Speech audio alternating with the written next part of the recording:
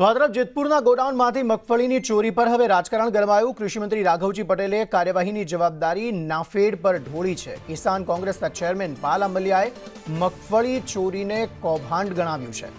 નાફેડ કેન્દ્ર સરકારની સંસ્થા છે। ટેકાના ભાવે ખરીદી બાદની જવાબદારી એજન્સી નાફેડની છે। સરકાર મગફળીનું એક ગોડાઉન પણ સાચવી શકતી નથી તેવા આક્ષેપ પાલ આંબલિયાએ કર્યા છે। આ ભાજપ કાયમી કહે છે કે દેશની તિજોરી ઉપર અમે કોઈનો પંજો નહીં પડવા દઈએ। અરે મારા વાલા, તમારાથી એક મગફળીનો ગોડાઉન પણ સચવાતો નથી, ધ્યાન રાખી શકાતું નથી। તમે દેશના તિજોરીમાં પંજો પડવાની વાત દૂર છે, પહેલાં એક મગફળીનો ગોડાઉન સાચવો તોય ઘણું છે। ટેકાના ભાવની ખરીદીનો પ્રશ્ન તો ઘણા સમય પહેલાં પૂરો થઈ ગયો છે।